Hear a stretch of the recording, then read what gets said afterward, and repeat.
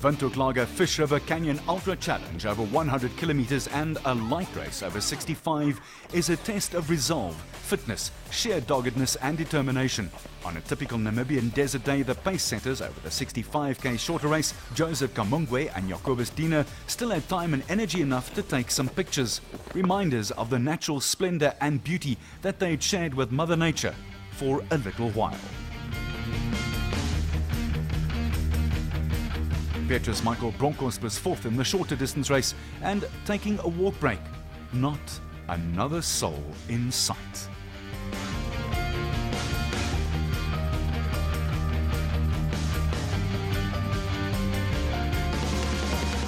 Just ahead of him, but out of eyeshot of Bronkhorst, third in the 65, Ingram van Heerden, who together with his mate P.D. Stoneman were raising funds for a mutual friend of theirs who is battling with cancer.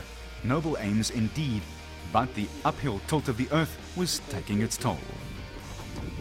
Petrus Michael still in fourth, battling the rockery, and rather pleased that this was not a vulture. The overwhelming distance, the overwhelming landscape, and then the feeling of being totally and utterly alone. Just you and your breathing roaring in your ears.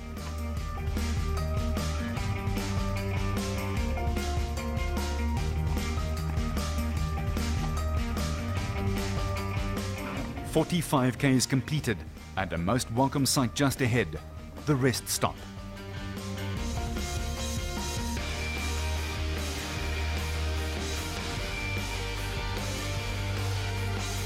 Joseph, maybe we better run. I mean, there's the camera.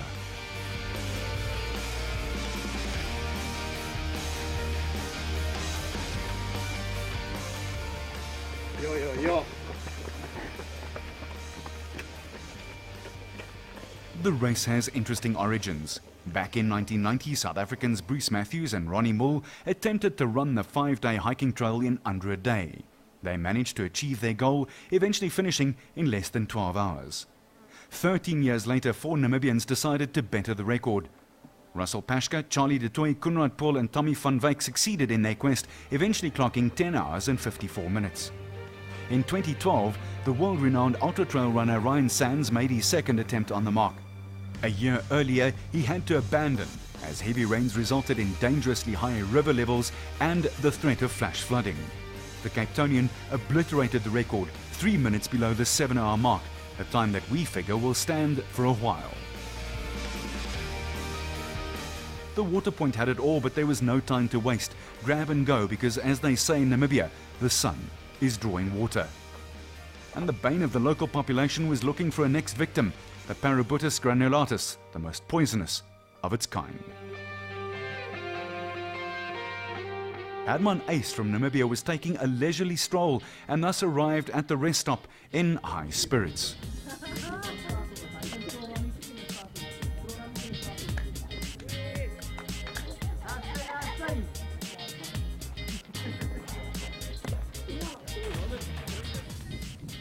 Kapapero, the leader in the 100, strode into view, still looking full of running and with the Waterpoint in his sights. A revival of the spirit too, seeing others and knowing a cold drink is waiting. It somehow does that to you.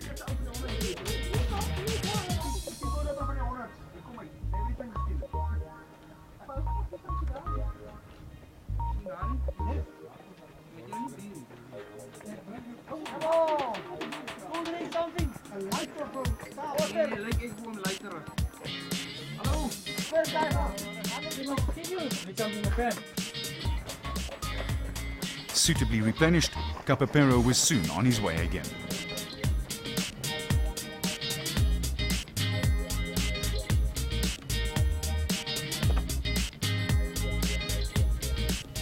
In the 65k race, Dave Jacobson was 6th and battling the rock garden, himself and the rising temperature. Walking was by now his preferred mode of perambulation.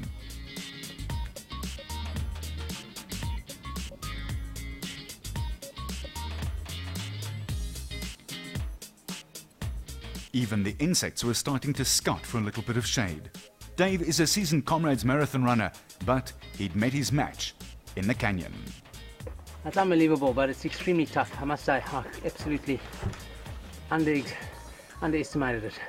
Power, really. It's soft sand, hard sand, rocks, rivers, soft mud. It's just really, really, really tough, not for the faint-hearted. But Sparrow thought for Tinus and his band of merry men and women. After the camp on top of the canyon had been broken down, they set off and then set up again, this time at the Ice Hot Springs for the next night's stopover. This part of the canyon is part of the Ice Richtersveld Transfrontier Park. Incidentally, the other 90 k's of the canyon are privately owned. The race is attracting more and more men and women who want to test their resolve. We're showing very good growth. We're basically doubling our numbers every year. Last year we had 19 odd participants. This year we've got 43 people running. So if we continue on that trend, yeah, we're very happy with that. I think the word is getting into the international market, and this is what we're also trying to do. We're trying to promote Namibia, particularly the Fish River Canyon and what it has to offer in terms of adventure sport, adventure tourism. It certainly has a myriad of features to offer. For Jacobus Diener and Joseph Kamungwe, upmost on their mind was the offering of a cold beer and a quiet little sit-down as they finished this type of race as it should be done, hand in hand to appreciative noises from the sparse but enthusiastic crowd. I think it's extreme in all the senses. It's extremely beautiful and it's lovely to be down there, especially with the fact that there's no hikers. So it's really nice actually having the whole thing for yourself and being one of the few people this year that would see the canyon. But it was tough. It's not an easy race. Even the 6 we were doing the light. It's not a light. You work for that for 65 k's and it's sand boulder, but yeah, it was beautiful. It was nice. I really enjoyed it. In third place, Ingram van Heerden was joined by PD Stoneman for the last 20 k's to the finish line and was greeted by the same enthusiasm. We didn't know what to expect. The terrain's really, really rough. It's unlike anything I've ever run. The boulder hopping and the sand is really a big challenge. So there's a lot of places where you can't really run. You're just hopping over stones and fighting through the sand. So finishing is the biggest achievement. I think our little third place was just a bonus, but it was a good day, long day there. A rather sore-looking Petrus Michael Bronkhorst was next, featuring a smile that spelt relief rather than any other emotion.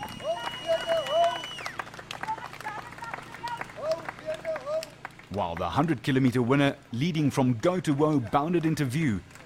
He'd taken the race by the scruff of the neck and was still looking full of running. Another seasoned Comrades Marathon athlete, he'd set up a new personal best and, after battling in 2012, almost broke the 10-hour mark. I came here to win because I wanted to make that record for me for last year, because it was 12 hours and 30 minutes. Then I did it in 10 hours and 26 minutes. With darkness falling, the top 3 women in the 65 came striding in, still chatting as if they were window shopping in a glossy mall somewhere in the middle of suburbia. A full day had come and gone, and the moon again came up over what very much resembles its own surface. In fact, the event date is considered to coincide with full moon. However, as the darkness again crept in around the edges of the day, the survivors were trying to get to the line. Yo, don't want to get in the night and everything. Don't want to be in the canyon at the night, yeah. With just a few 100 meters left to go, Van Zyl and de Jong approached the much-awaited finish line. Still full of energy and able to stride out, after 14 hours, Marius Van Zyl was finishing the 100k through the world's second largest canyon in second place. And there wasn't much wrong with his lungs either. Fish River Canyon 100! De Jong too was still full of things. Getting to this finish line is unlike any other. There's relief, joy, feelings of conquering something unimaginable, an extreme test of fitness, mental and physical. And then of course there's that first welcome home embrace and accompanying kiss. Ah, the relief of it all. Now for the hot springs. The rest of the finishers, each a winner in their own right, were steadily making their way to the line, in whichever fashion it took. Hello! Family, friends and supporters were equally vocal at the line. They knew that this was an admirable challenge, an unforgettable adventure, and very worthy of all the noise that they could make at the line. Yeah, I'm very happy. Yeah, I didn't really expect to come in such a good position, but I just wanted to finish the race and see it as obviously not as a race, just as an adventure. But it turned out to be a bit of a race, and it was fun. Yeah, I'm happy. The top 3 women in the light race were led home by Koba Becker, who was just a scant 4 seconds ahead of Corné Retief, who in turn was 1 second to the better of third place Rihanna Blau. It took them 13.5 hours to reach the line. Christinette van der Westhuizen took line honours for the women in the 100k race, with some of the 65 finishers who along the way had clearly become fans of hers. For the winner, getting there was all-encompassing in the end. I came first, but I finished. I think that's the most important thing. For me, doing a race is, it's finishing. It's another thing I can tick off and say, okay, I've done the canyon. Dina and Kamangue shared the spoils at the front of the 65 and were almost 50 minutes ahead of Van Heerden.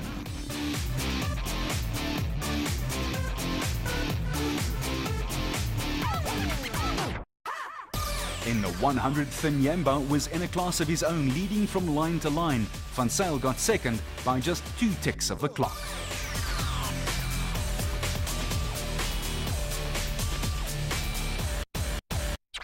In the women's light race, a tight finish for the top 3, with just 5 seconds separating them after 13.5 hours of racing.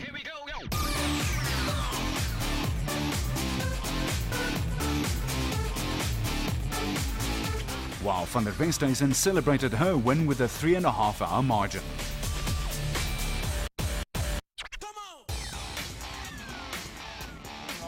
At prize giving the next morning, as war stories were swapped, embellished and embroidered around the fire, the immensity of what had been done was sinking in.